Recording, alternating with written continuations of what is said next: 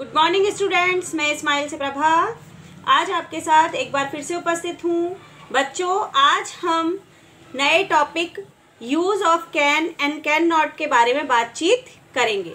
बच्चों, कैन का अर्थ होता है कर सकना, यानी कि किसी काम को करने की क्षमता बताने के लिए हम कैन का प्रयोग करते हैं।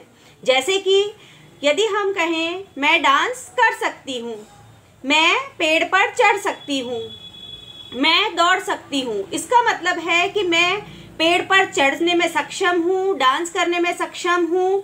ये काम जो मेरे सक्षम होने को दर्शाते हैं, इसी के लिए हम प्रयोग करते हैं कैन का। जैसे कि आई कैन सिंग, मैं गा सकती हूँ। गोपी कैन ड्राइव ए कार, गोपी एक कार चला सकता है। ही कैन स्पीक इंग्लिश, वह अंग्रेजी बोल सकता है। ए डॉग कैन बार्क, एक कुत्ता भौंक सकता है। यहाँ पर इन एग्जाम्पल्स में आपने देखा कि अलग अलग क्षमता दिखाई दे रही है। इन कामों को किया जा सकता है, इसी के लिए हम कैन का प्रयोग करते हैं। अब है कैन नॉट, जिसे हम संक्षिप्त रूप में कैन एपोस्ट्रोफी एस लगाकर टी लिखते हैं और इस प्रकार लिखते हैं। इसका अर्थ होता है नहीं कर सकना, यानी कि किसी काम को करने में असमर्थ होना। जब कोई व्यक्ति किसी काम को करने में सक्षम नहीं होता तो हम कैन नॉट का प्रयोग करते हैं। जैसे Gita can't speak French, Gita French भाषा नहीं बोल सकती। A blind man can't see, एक अंधा व्यक्ति देख नहीं सकता। ए टर्टल कांट रन, एक कछुआ दौड़ नहीं सकता। आई कांट सिंग, मैं गा नहीं सकती।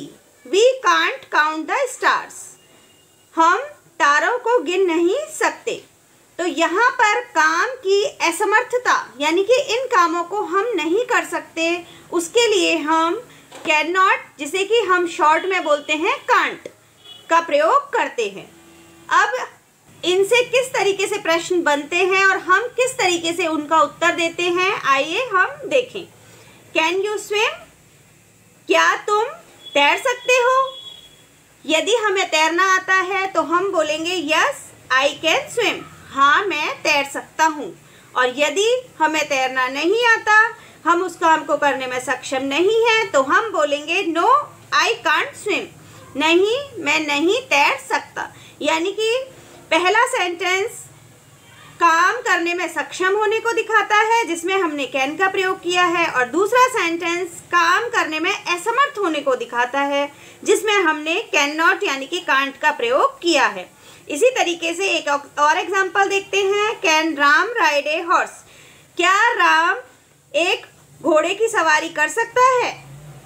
यदि राम घोड़े की सवारी कर सकता है तो हम बोलेंगे yes Ram can ride a horse, हाँ राम घोड़े की सवारी कर सकता है। और यदि राम घोड़े की सवारी नहीं कर सकता तो हम बोलेंगे no Ram can't ride a horse, नहीं राम घोड़े की सवारी नहीं कर सकता। तो बच्चों, कैन का प्रयोग करते हुए जब हम सेंटेंस बनाते हैं तो हम सबसे पहले सब्जेक्ट लिखते हैं। सब्जेक्ट यानी कि कर्ता, जो कि काम को करने वाला है। उसके बाद कैन या कैन नॉट लगाते हैं, उसके बाद वर्ब की फर्स्ट फॉर्म लगाते हैं और लास्ट में ऑब्जेक्ट लिखते हैं। जैसे कि यहाँ आप इस एग्जांपल में देखिए, आई कैन सिंग, आई यहाँ सब्जेक्ट हो गया, कैन लगाया हमने और सिंग वर्ब हो गई जो कि फर्स्ट फॉर्म है।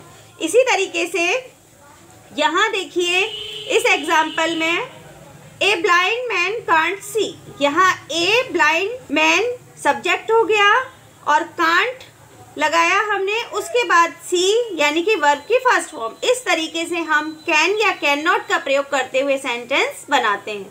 तो बच्चों, आज आप इस वीडियो को देखें, इन एग्जाम्पल्स को पढ़ें, समझें और लिख कर के मुझे भेजें। Thank you.